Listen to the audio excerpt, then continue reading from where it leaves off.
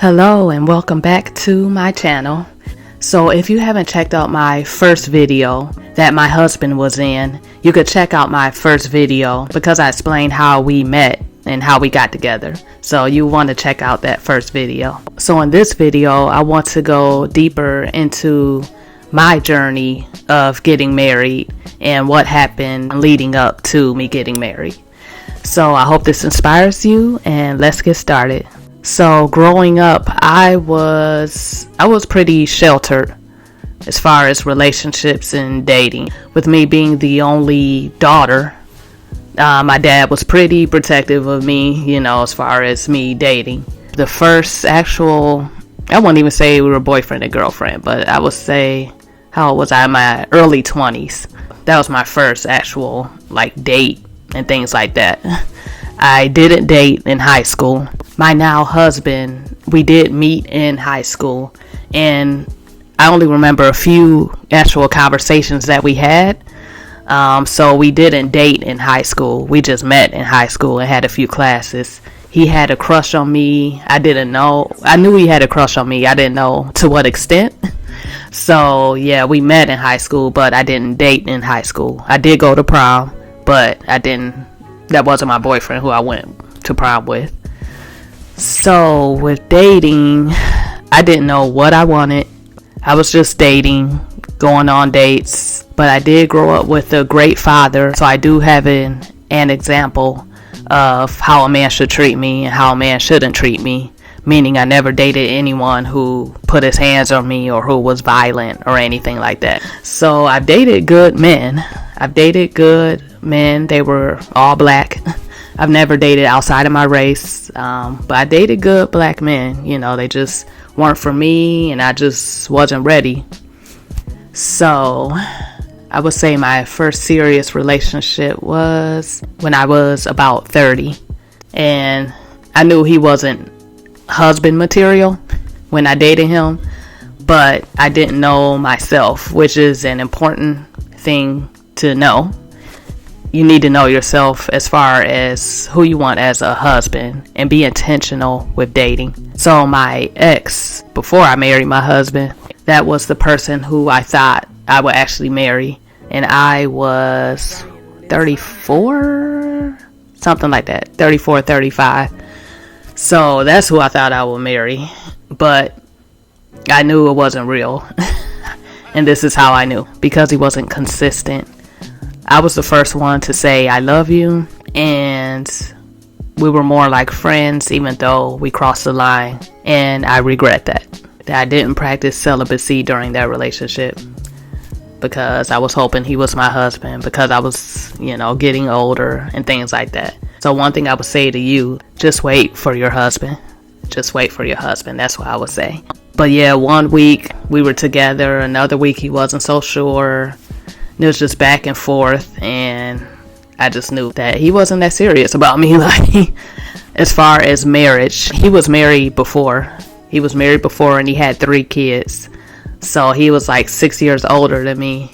He was previously married and had 3 kids. So I don't think he was thinking about marriage, being married again. I did ask him when we first started dating, would he marry again? And he said, yeah, but no. And so most of the time we know when we're dating someone, we know who they really are. So don't try to see potential in something there's no potential in. Just don't waste your time. So we dated for a year. Thankfully it wasn't longer than that.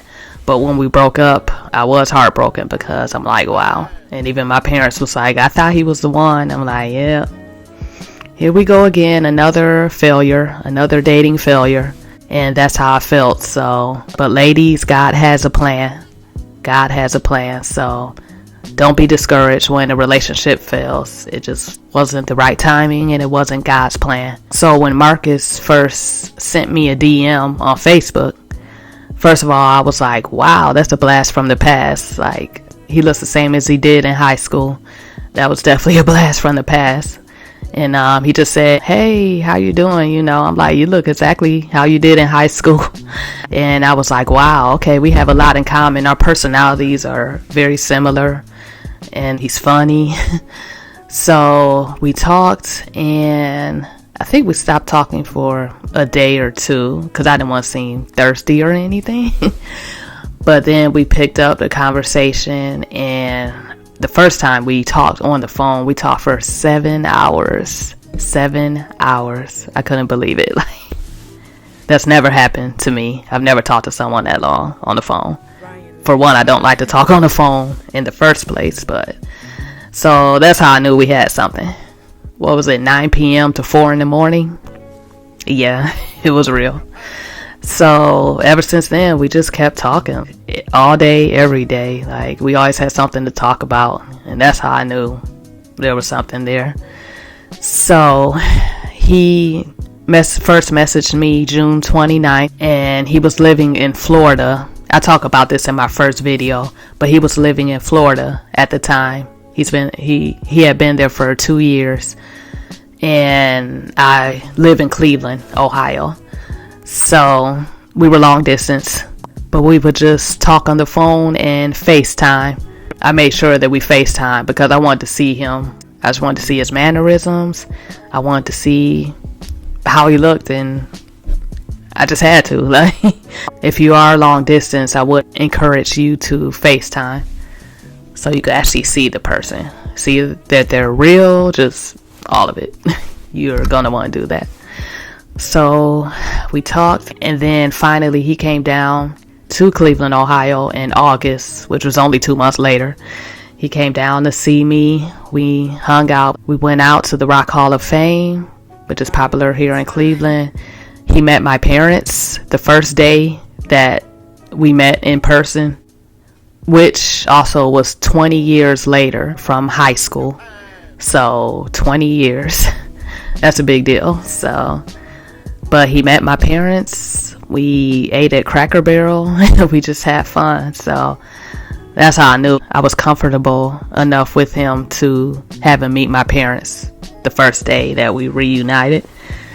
And they loved him. So then he went back to Florida, and he came back in December around Christmas, right before Christmas. And that second time is when we knew that, okay, he's the one. This is real. This is real. So we had a great time. It was amazing. And at that time, I was 38.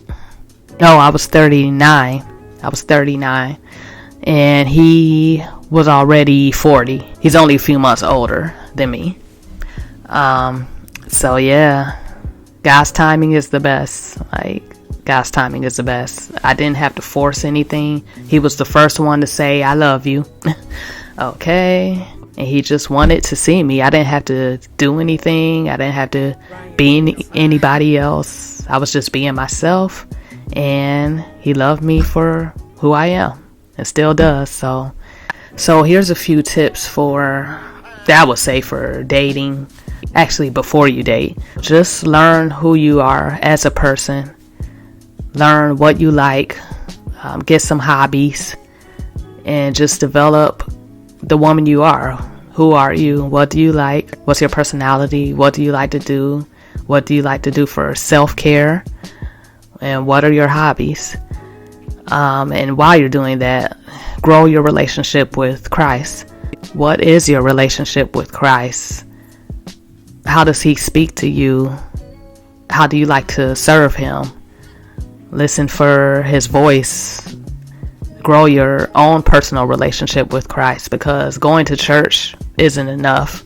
You could be in church all your life and not have your own relationship with Christ. So you will want to develop your own relationship with Christ. That's so important. Then when you're ready to date, let your family members know that you're ready to date, and date with intention, and keep the legs closed, okay? Keep your legs closed. I was gonna say that. But date with intention.